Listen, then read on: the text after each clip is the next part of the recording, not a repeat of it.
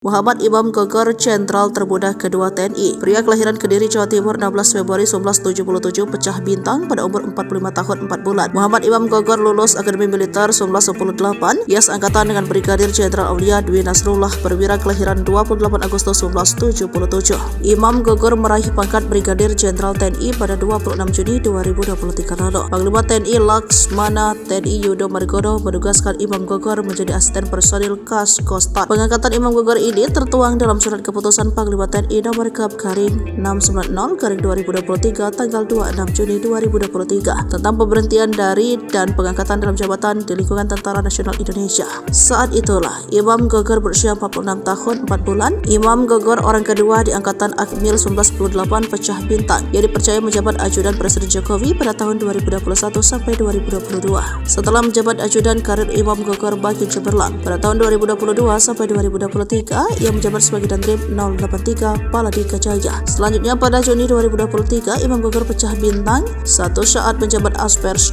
Kostrat. Imam Gogor tercatat pernah menduduki sejumlah jabatan penting. Imam Gogor dipercaya menjadi komandan upacara pengibaran bendera dalam ulang tahun kemerdekaan RI ke-75 17 Agustus 2020. Selain itu Imam Gogor juga dipercaya komandan upacara hari lahir Pancasila ke-76 di Gedung Pancasila 1 Juni 2021.